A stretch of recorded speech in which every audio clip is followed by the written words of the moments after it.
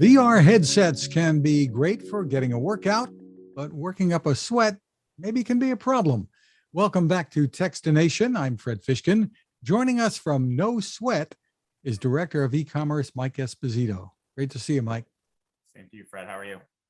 Terrific. Well, give us a little background about NoSweat. Love the name. So it was founded well before Oculus, I believe, even existed, with the premise and the need for absorption of sweat running down your face, whether it's specifically in a hockey helmet, based in Minnesota, the hockey pinnacle and hockey center of the U.S.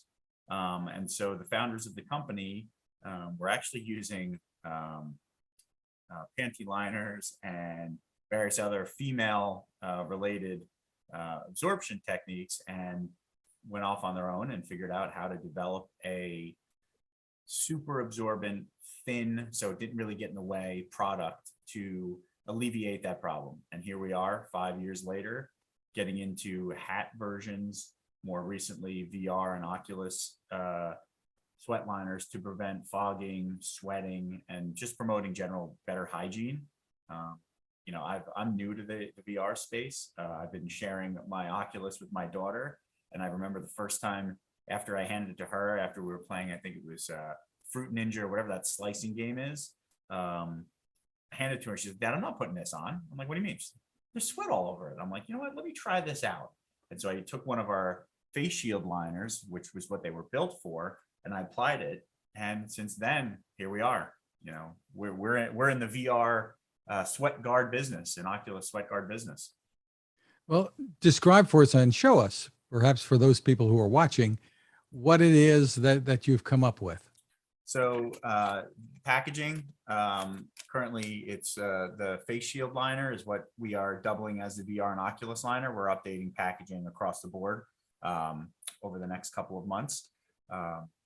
So you would rip open a package, which I have open here. Inside are our patented sweat lock technology, absorbing, I think it's something like 20 to 30 times its actual weight. You would peel off the actual liner. Very easy to peel. They have the indention part over at the tip so that you can easily get these off. It's very important to, no different than if you're putting something up on a wall or cutting wood, measure twice, apply once, because once you put it on, the stickiness, if you try to remove it like any sticker, you lose some of the stickiness. Can you see what I'm doing here? Sure. So I'll try to do it. So you find the midpoint in the middle, you apply it right in the center, and then you fold off over the sides to prevent the sweat from dripping down the side of the visor and Oculus liner. And now you have the top part fully covered, which is where the majority of our sweat develops, coming down into our eyes, dripping down into the Oculus part. And then obviously you put it on your forehead and you're off to your next game. And how long would it typically last? So we recommend. I know it depends on exactly how prolific your sweat glands are. We get questions all the time. How do you rinse it out? Like, well, it's disposable. How many times can you use it? And we always say, someone playing golf wearing a hat liner in 95-degree, 100% humidity will go through probably more than one during a golf round. We figure that it's usually a 3 to 5 wear or a usage for the VR and the Oculus liners. But once again, it really depends, like you said, on how much someone sweats. But I would say, like anything, if you feel like it's losing its effectiveness, then replace it. I mean, they are you could buy a 25 pack for under $50, and so that's significantly under $50, and so that's a pretty cheap, easy way to protect your investment and your game. I mean, people are super competitive, obviously, going against one another on these. And so if you can get any advantage in the process, why not? And you mentioned protect your investment. So can this extend the life perhaps of something like the Oculus VR? It does not leave any residue or anything like that on the actual, the part that sits against your face. So it's actually, and I've seen those start to get worn down with certain people. I know people buy full silicone protectors to go over it. You don't need to do that with this. It's actually protecting the top part from all of that sweat that would be, aggregating on there.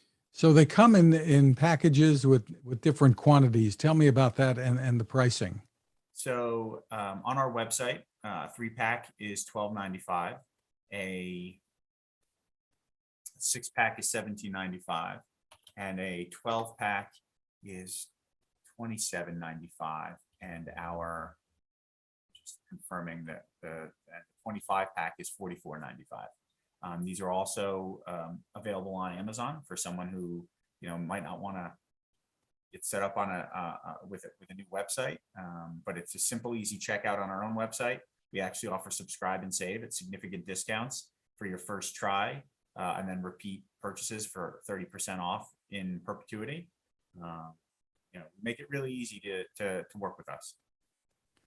Very cool, and they really can work and I guess help you get through a workout and share your headset with other people. I guess you'd want to probably swap out the NoSweat band when you do that.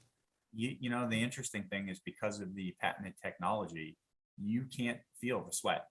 So, of course, it's there, but I can tell you that while my daughter wouldn't use the goggles, and it's my kid, so wouldn't use it while I didn't have, when we didn't have the protection and the liner on there, she had no problem throwing it on after the fact. And the same goes for, tennis visors, golf hats, hockey helmets, sports helmets.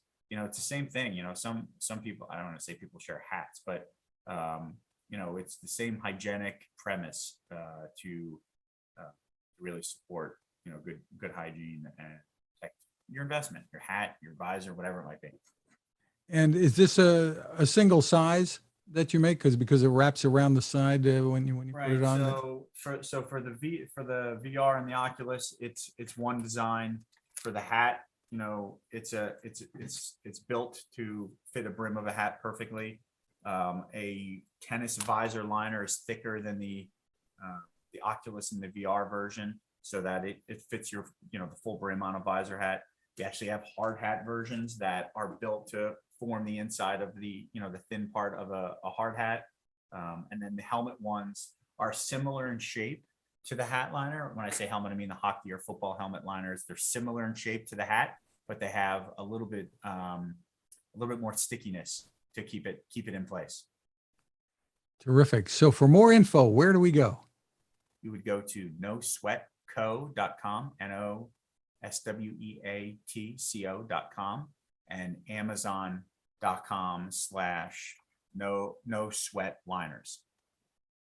Terrific. Mike Esposito, thank you so much for taking the time with us. Thanks for your time, Fred. Take care, everyone.